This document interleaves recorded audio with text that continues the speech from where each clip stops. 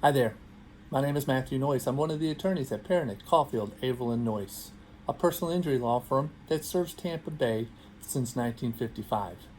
We help people that are involved in car accidents, work injuries, slip and falls, and also during their battle for Social Security disability benefits. Today I'm going to talk about workers' compensation, but first I wanted to start off with a joke. My dad had a very corny sense of humor, and it always lifted our day. So this is a type of joke my dad would have told. Do you know that the first French fries weren't actually cooked in France? No, they were cooked in Greece. Yeah, that's my dad's sense of humor.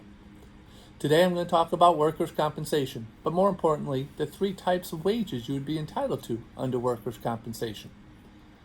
It's important to know that every state has different workers' compensation laws. So this discussion is going to only have to do with if you are hurt at work in Florida. There's three types of workers' compensation wage benefits or indemnity benefits. It's temporary total disability benefits, temporary partial disability benefits, and permanent total disability benefits. So let's talk about each one of those. Temporary total disability benefits. When the doctor has you out of work altogether, says you cannot return to work because of a work injury, you would be entitled to what's called temporary total disability benefits, or TTD for short. Temporary total disability benefits are paid by the workers' compensation carrier, and it's paid at 2/3 of your average weekly wage. How do they determine your average weekly wage? They go 13 weeks before your work injury, and they do an average of what your wages were during those 13 weeks.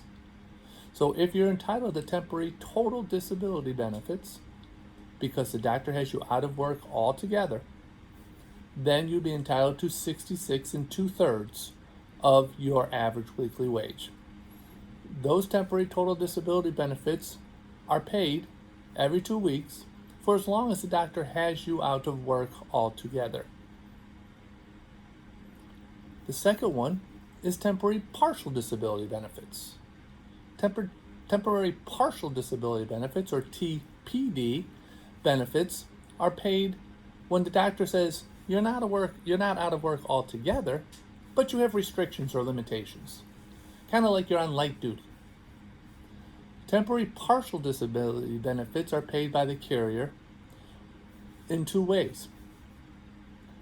If the employer has work available for you within your light duty restrictions or within your restrictions, the employer can have you come back. And if you earn 80% of your average weekly wage, workers' comp does not have to pay you any temporary partial disability benefits. However, if you go back and you earn less than 80% of your average weekly wage, then your employer would pay you your wages for the hours that you worked, and workers' comp would have to calculate the 80% of your average weekly wage and what you earned, and then pay the difference between your 80% of average weekly wage and what you earned, but not at 100%. They pay 80% of this difference. It's kind of known as the 80-80 formula. Pretty confusing, but let me give you an example for numbers' sake only. Let's say your average weekly wage was $100 a week. The doctor says you can't go back to work full time, but you can do light duty. Employer says, oh, we got work for you. And they assign you work, but it only pays you $50 for that week. Well, $50 is not 80% of your $100. There's a $30 difference there. So the employer would pay the $50, and workers' comp would be responsible to pay 80% of the difference, the $30 difference. If I do that math pretty quickly, it would be about $24. I think I did that right. My sister would yell at me if I did my math wrong. But that's how it would work. Let's say you're on light duty and work says there is no work available for you at all. Then what would happen the same equation would work. They would say, are you earning 80% of your average weekly wage? The answer would be no. How much did you earn? 0. So the workers' comp carrier would have to pay 80% of your 80% of your average weekly wage. A little confusing, but it's important that they pay what they're supposed to pay. When you are on temporary partial disability benefits, you may be required to fill out what's called employee earning reports. That is so the employer knows how much you are earning during that period of time so they can do that calculation. So we talked about being out of work altogether, temporary total disability benefits. We talked about light duty, going back to work but on a modified basis, temporary partial disability benefits. These benefits are paid until you reach what's called maximum medical improvement. Maximum medical improvement is a medical term, and it's that point of time when the doctor says you're as good as you're going to get. Once you reach maximum medical improvement, these temporary benefits, temporary total and temporary partial, end, even if you're not back to work. Not fair, not right, but that's the law. Those benefits end. Then the question becomes, are you entitled to the third type of indemnity benefits? And that's permanent total disability benefits, or PTD. Permanent total disability benefits are very hard to obtain in Florida's workers' compensation system. In essence, what you have to do to be entitled to permanent total disability benefits is that you have to prove that you can't go back to any type of work, even in a sedentary level, because of the injuries you sustained as a result of the work injury. That's very tough to do. Oftentimes we hear that you can go back as a Walmart greeter, or you can go back as a toll booth operator, or you can go back on an assembly line where you can sit and stand and do what you want to do at your pace.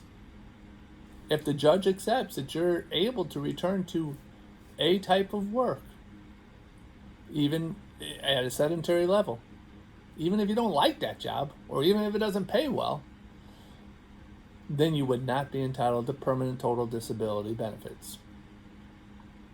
Permanent total disability benefits are paid for life, albeit they do end when you turn a certain age. They pay 66 2/3 of your average weekly wage as well. There is a cost of living increase, or a PTD supplement, that kicks in every year as well. It's important to make sure that if you are on PTD benefits, that the supplements are paid and increased every January 1st. So those are the three types of wages that you are entitled to under Florida workers' compensation. Temporary total, when the doctor says you can't go to work at all, but you're not at MMI. Temporary partial, when the doctor says that you can go back to work, but on a modified or a light duty basis, and you're not at MMI.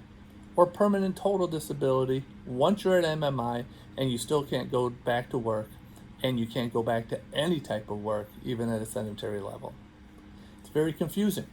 And it's important that you make sure that the workers' comp carrier pays all the benefits that you're entitled to.